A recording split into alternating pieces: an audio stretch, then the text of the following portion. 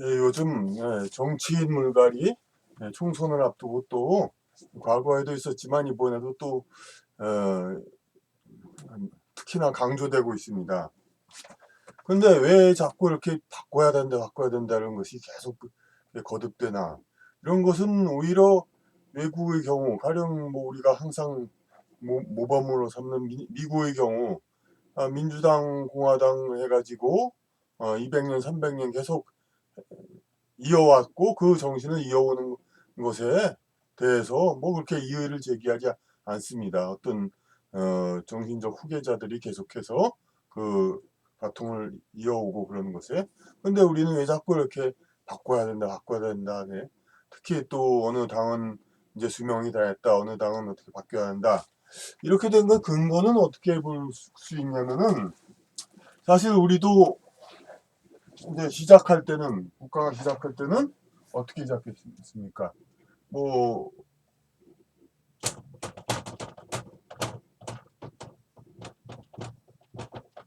자유당과 민주당으로 시작했습니다. 그렇게 했는데, 이렇게 가다가, 아시다시피 어떻게 됐습니까? 여기다가 어떤 세력이 더해졌냐면은, 군대, 예? 나쁜 말로는 군사 쿠데타 세력이 더해졌죠. 여기로는 또 어떻게, 그, 좋은 말로는 제야 시민단체 세력이라고 볼 수 있겠지만, 뭐 나쁜 말로는 또 무슨 좌빨 뭐 그런 사람들, 이런 사람들이 더해져 가지고 이런. 근데 이 집단들끼리서도 좀 동질 집단은 아닙니다. 예?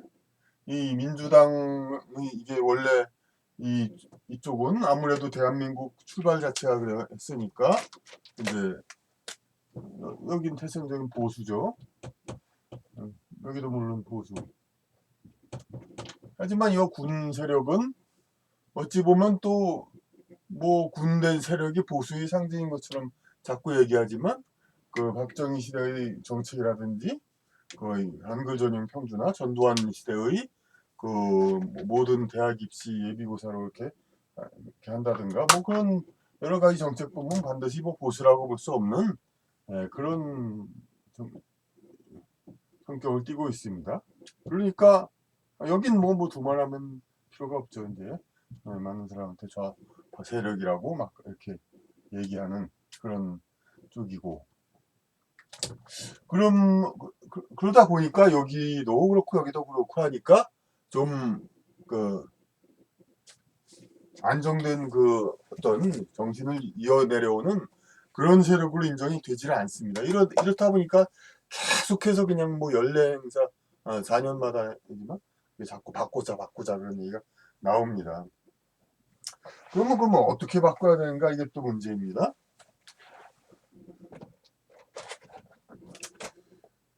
무조건 오래된 사람이 바꿔야 된다. 정치적으로 힘 있고 영향을 있는 사람부터 바꿔야 된다. 이런 것이 좀 이제 이의를 제기해야 됩니다. 여기서 정신이 이어온 거는 적어도 한 사람의 정치 뭐 30년, 아무래도 40년 정도죠. 3, 40년 길게 잡아서 그렇게 해온 건데, 그 정신을 이어온다는 건 그보다 더 긴 시간을 이어오는 거죠.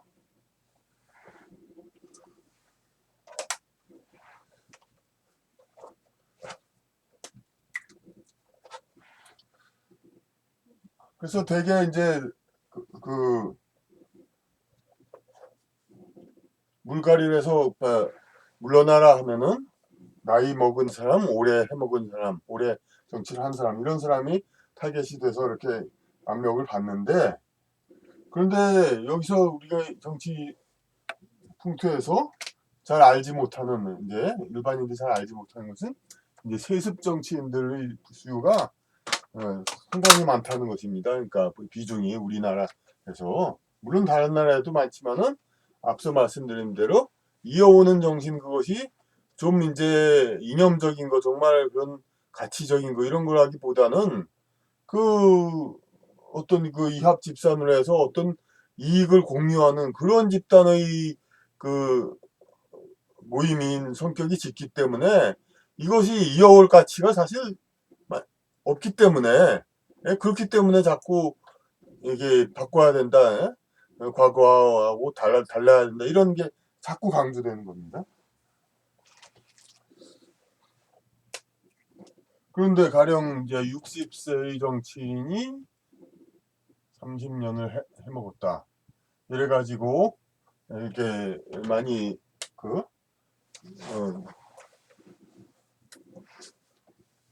불출마 그런 이제 압력을 많이 받는다고 합시다.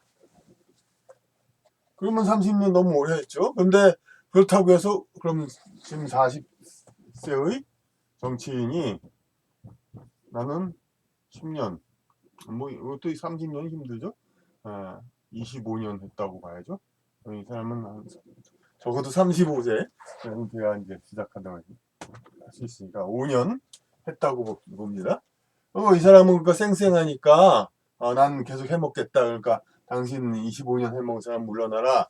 이렇게 얘기할 수가 있지만은 또 많은 경우 오히려 젊은 정치인들 중에서 부친의 어떤 지역구라든지 기타 여러 가지 후광 이런 걸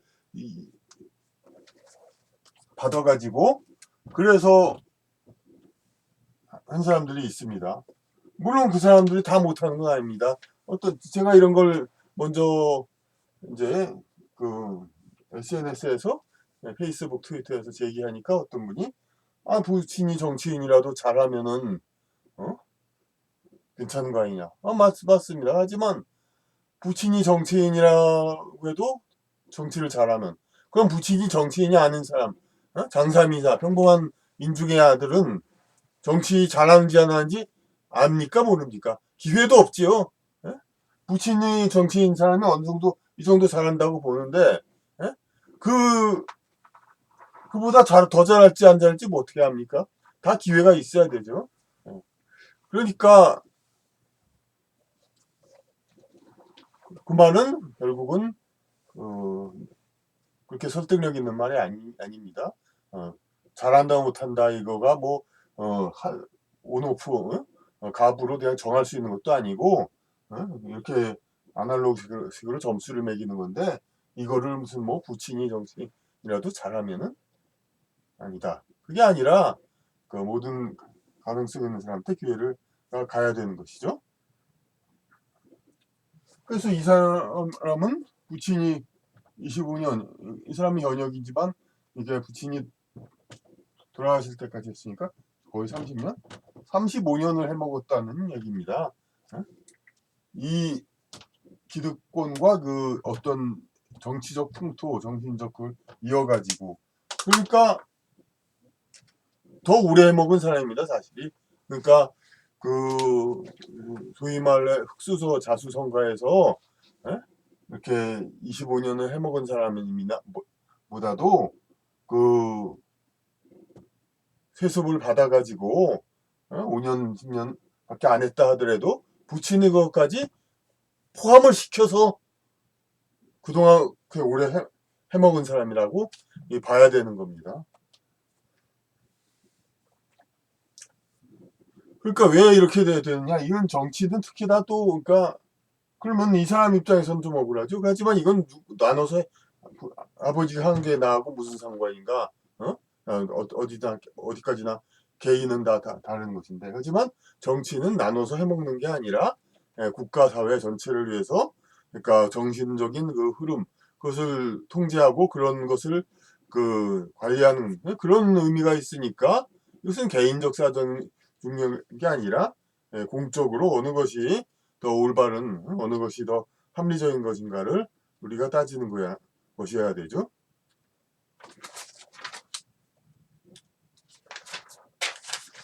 그러니까 오늘부터는 시청자 협찬으로 받은 이제 강의용 노트를 사용합니다. 먼저 이제 종이 메모지 요 종이를 가지고 하는 것이 너무 보기에 안 좋다고 하는 시청자가 계셔가지고 이 강의용 노트를 협찬해 주셨습니다. 그러면요, 왜 그렇게 그 이런 이제 세습이라는 것이 공적이고 그 국가적으로 이제 큰 위치에 있을 때 모순이 되나를 보겠습니다. 그러니까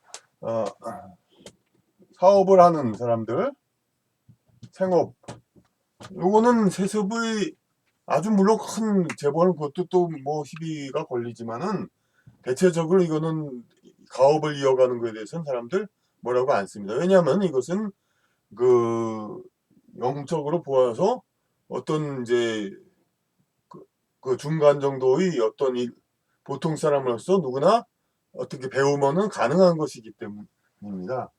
그런데 어떤 경우 성직자와 이제 공직 이런 데는 것은 이익을 취하는 것에서 이미 벗어났기 때문에 상당히 그 어떤 영적인 그 관심도와 그 수준이 이게 보통의 상황을 넘어야 됩니다. 그러니까 그런 이제 그 군자와 성인을 그러니까 지향하는 정도가 돼야 됩니다. 그런데 이런 사람들도 다 같이 인연을 맺고 이렇게 살아갑니다. 먼저도 했었습니다만은 여기 보면은 이렇게 곡선을 그렸는데 이것은 뭐 파동을 그린 게 아니라 그 산맥을 그린 겁니다. 산맥. 그래서 이런 직책을 맡을 정도로 그러니까 덕망이 높은 사람은 어떤 인연을 가진 이런 집단들 중에서 상위 꼭대기에 있는 집단입니다. 집안에서 이렇게 다 용이 나온다 이런. 근데 이 사람들하고 이제 혈연 관계 이런 게 있는 사람은 인연이 가까운 사람들인데 이 가까운 지역 산 꼭대기 봉우리 부근의 지역에 비유될 수 있습니다. 산 봉우리 부근의 지역은 어떻게 산 봉우리보다는 얕죠. 예? 그러니까 결국은 더 낮은 위치의 사람들이 이런 것을 이렇게 세습을 하다 보면은 이런 직책을 하게 되고 이 직책을 하게 될 자질이 안 돼 가지고 이것들 해야 될 사람들이 이쪽을 하게 되니까 국가 사회가 병들고 그렇게 되죠. 왕조 사회들이 전부 초기에는 전부 경영이 잘 됐습니다만 이게 세습을 계속하면서 이렇게 낮아지죠. 그러니까 이 민주주의라는 것이 바로 그 왕조를 계속해서 바꾸는 것과 마찬가지의 효과를 불러일으키자는 겁니다. 그러니까 그 한 번 이쪽에서 정권을 잡았다 하더라도 이게 건너뛰어서 좀 인연이 좀 다른 쪽에 그 가장 높은 인연 그리고 다시 또 이렇게 인연이 다른 쪽에 그러니까 인연으로는 좀 멀다 하더라도 그 이 사람과 인연관계는 멀다 하더라도 어떤 영격이 높은 그런 사람들이 계속해서 나라를 이어가도록 그렇게 해줘야 그러니까 나라가 계속해서 왕조 초기와 같은 그런 이제 좋은 나라가 계속되는데 이렇게 세습이 계속되고 이렇게 하다 보면은 그 결국 이제 그 세월이 지나가면서 이렇게 변해가고 타락해 가는 겁니다. 부패해가고. 그러니까 이런 집단들은 제가 쓰는 단어가 이제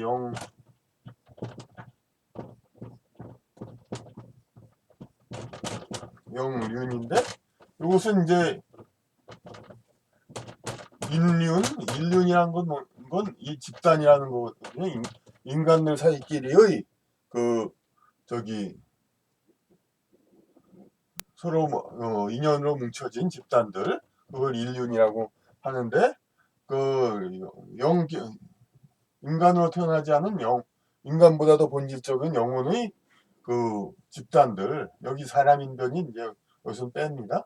그래가지고 영륜 요 집단들입니다. 요 집단들이 이제 국가 내에 여러 집단이 있으면은 서로 교대로 균등하게 기회를 가져가지고 각 영륜 집단들의 최상위 인재들이 국가의 공적인 일들을 해야 됩니다. 근데 이렇게 세습을 계속 하다 보면은 한 사람이 집권하면 계속 거기에 인연이 있는 사람들만 계속 집권하니까 이쪽 영륜 이 집단은 그 계속해서 국가의 기득권을 차지하고 이쪽은 기회가 없고 그러다 보니까 균형이 흐트러지고 이쪽 집단은 계속해서 불만이 쌓이다가 결국은 비정상적인 방법으로 국가 사회에 어떻게 좀 들어설까 그런 이제 방법들을 취하게 되고 그렇게 되는 겁니다.